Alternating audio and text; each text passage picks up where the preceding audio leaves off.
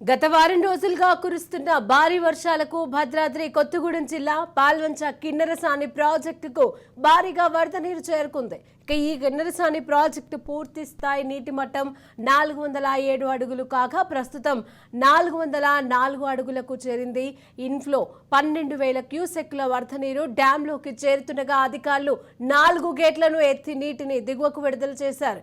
లోతట్టు ప్రాంతాల ప్రజలు అప్రమత్తంగా ఉండాలని, ఎవరు కూడా వాగు దాటే ప్రయత్నం చేయవద్దని, జాలర్లు కిన్నెరసాని వాగుల్లోకి చేపల వేటకు వెళ్లవద్దని అధికారులు సూచించారు.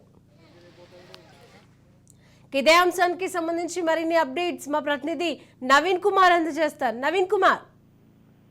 రైట్ శిరీష, భద్రాద్రి కొత్తగూడెం జిల్లా వ్యాప్తంగా కూడా గత వారం రోజుల నుంచి కురుస్తున్నటువంటి భారీ వర్షాలకైతే ఇటు జిల్లాలో ఉన్నటువంటి ప్రాజెక్టులన్నీ కూడా భారీ వరదతో పరిస్థితుంది. ముఖ్యంగా మనం చూసుకుంటే ఇటు భద్రాద్రి కొత్తగూడెం జిల్లాలో భద్రాచల గోదావరి నీటి మట్టం అయితే నిన్న సాయంత్రం మొదటి ప్రమాద హెచ్చరికకైతే చేరుకున్న పరిస్థితి కూడా ఉంది. అయితే గంటకి కూడా నీటి ప్రవాహం పెరుగుతూ ఉండటంతో ఇప్పటికైతే 47 అడుగులతో అయితే ఈ యొక్క గోదావరి ప్రవహిస్తున్నట్లుగా కూడా చూడొచ్చు. మరికొద్దిసేపట్లో అయితే ఇది రెండో ప్రమాద హెచ్చరిక కూడా జారీ చేసిన నేపథ్యంలో దిగువ ప్రాంతాల్లో ఉన్నటువంటి ప్రజలందరూ కూడా అప్రమత్తత ఉండాలని, లోతట్టు ప్రాంత ప్రజలందరూ కూడా సురక్షిత ప్రాంతాలకు తరలించాలని జిల్లా కలెక్టర్ అయితే అధికారులను ఆదేశించిన పరిస్థితి కూడా ఉంది. అదే విధంగా మనం చూసుకుంటే ఇటు కిన్నెరసాని ప్రాజెక్టు ఏదైతే 407 అడుగుల నీటి మొత్తం దాని పూర్తి నీటి సామర్థ్యం వచ్చేసి 407 అడుగులు ఉన్న నేపథ్యంలో భారీ వరద నీరు చేరుతుండటంతో ఇటు 404 అడుగులకు చేరుకొని నిండుకుండలో అయితే కిన్నెరసాని ప్రాజెక్టు తలపిస్తున్న పరిస్థితి కూడా ఉంది. అదేవిధంగా ఇప్పుడు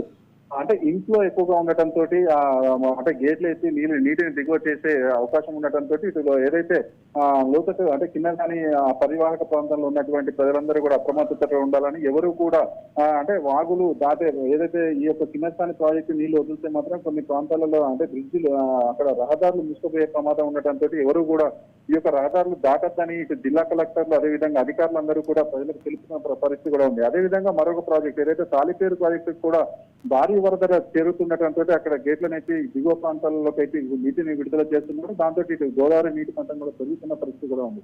ఈ మొత్తంగా మనం చూసుకుంటే ఈ యొక్క భారీ వర్షాలతోటి జిల్లాలో ఉన్నటువంటి అనేక ప్రాంతాలకైతే ఈ యొక్క రహదారులు మూసుకుపోవడంతో వారికి దారులు ఈ యొక్క గ్రామాల మధ్య రాకపోకలు కూడా స్తంభించిన పరిస్థితి కూడా ఉంది. ఈ యొక్క భారీ వర్షాలు తగ్గుతాయి అని తెలుస్తున్న నేపథ్యంలో జిల్లా ప్రజలు అయితే కొంచెం ఊపిరి పీల్చుకుంటున్న పరిస్థితి కూడా ఉంది. గోదావరికి సంబంధించి 2022లో 71 అడుగుల పైన కూడా ఈ గోదావరి ప్రవహించింది. గత సంవత్సరం చూసుకుంటే ఈ 57 అడుగుల వరకు కూడా వచ్చింది. అయితే ఈ సంవత్సరం ఇప్పటికీ మరికొద్ది సేపట్లో అయితే రెండవ ప్రమాద హెచ్చరికకు సంబంధించి ఈ యొక్క అధికారులు వెల్లడించే అవకాశం ఉన్నట్లుగా కూడా తెలుస్తుంది. అయితే ఎగువ ప్రాంతాల్లో ఈ యొక్క వరద నీరు భారీగా వస్తుండటంతో ఈ యొక్క గోదావరి నీటి మొత్తం ఎంతవరకు వెళ్తుందని అంచనా వేసే పరిస్థితి అయితే లేదు. Right, thank you Naveen Kumar.